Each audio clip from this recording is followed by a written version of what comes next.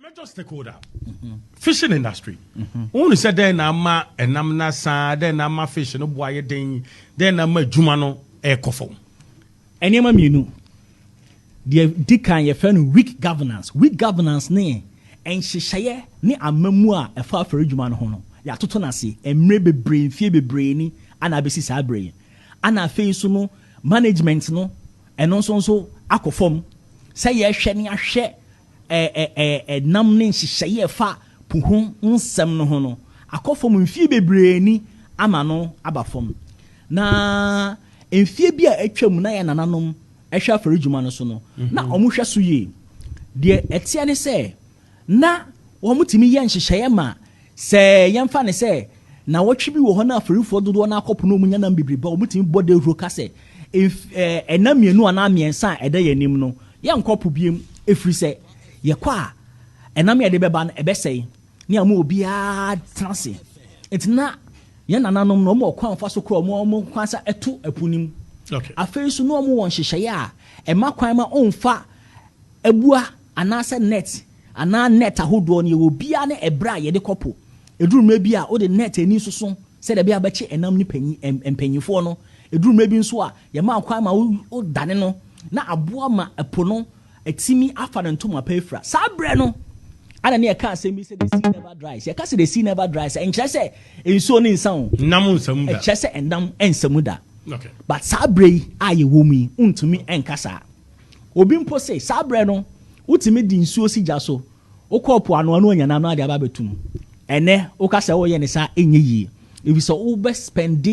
don ri bebre kwa na okọ chinchini akokwhwe nam no. Ense wo chinchina obe chinchini ya no asa aboka fi se nam no akofom ne so ate. Boni beka ne say eye near collapse especially nsumu eni nam ne eban na yen ye Ghana for no ye tachi a yepe no eso atia ma broni kasa mu no e che say near collapse che say anwe ya ebeduru mebi no ye nya na mokra sa bre no ene wo say utumi eputu measures a ebeboa ema nam no asaba insanity enti kasampu tumuimu ene hyehye bia hodo no a ye hwama mrana ye adwuma nke ye hya se dadada enka sa break ya fe ntoma pa afra se de sitie ne se amama bebre akọ ahohiahia mu oponsem ho a wo mo nso sa nieme wo mo hya se tupumu e hya se ma mrana ye adwuma ma sesei no wo mo enam no aba ne ekọ amaman a atwa ye ho hia wo mutimma epo mrana nhyehyɛ ye adwuma na to say good management practices, good governance practices efa marine and fisheries ne ho a say Ghana for afori bebre ko ho munya nam ebi ne sen ye hwe agricos eben ya ontumi mfa enema bone enkopo fi so mo mpese omopo no besei enti Ghana for a eye po ho no odoso pa fishing method no obu 90% na so fishing methods no ontumi mfa illegal practices bi anko ho na dia fa ne say wo mo de mra na den pa enti no se wokọ na wokoye de enya nipa ekura akoso no so na yapofo hin o sedien no ono ane ebeche no na ya kache so kofa ne bra nipa obedi sa abo nti no obi a oye fisher folks leader anoda pofofo ano ewo agricos no omo obi akwan ma ne mesepo no onko nti sa nhyehyɛ no ye adwuma ama pofofo no Ghana fumpa okọ agricos kọ yepo no onim so okọ de a emra no ye adwuma nti ne ma anya nyina obegya wa ha okọ ho nso a onyanam enam no eso ate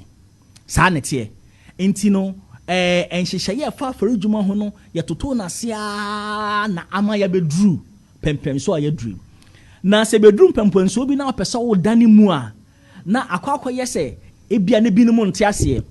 efise so opesa wo dane mu a animu ne ya no e di ahokyere kakra ebeba se de sitie ne se yemfa ne se wo nkokɔ ana wa akokɔ baako na watu nkosua se nkokɔ ne dɔso a utimi di nkosua ne de opɛ ben nkokɔ ne kɔ kakra bi a ɛwo so hwɛ nkosua ne yie fi so wudi nkosua no nkokɔ foforo ma enti se komo de wa untimi nka se komo de untimi ko di nkosua ne nyina na kyɛ se udaache no ana wudi ne no enti ɛwo se put the friend conservation measures ehia pa enti apumuntumu no aye friend close season no ɛyɛ one of the conservation measures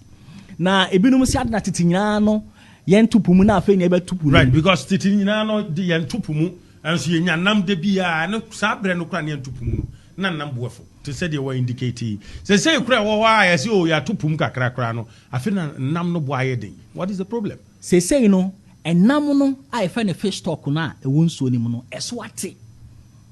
E ko duru mrebi kwa na fari for kopo kra ni sa abri mpo. Obenya fa ngo de kopo obe kopo onyanam. Obe chinchini ya no asa aboka fi se nam no akofom ni swate.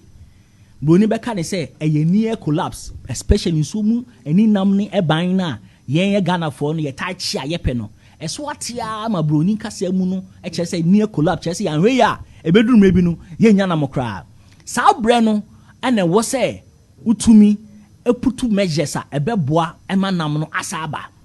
insanity enti kasampu tumuimu ene hihye bia hodo no a ye hwama mra na ye adwuma nke ye hya se dadada enka sa break ya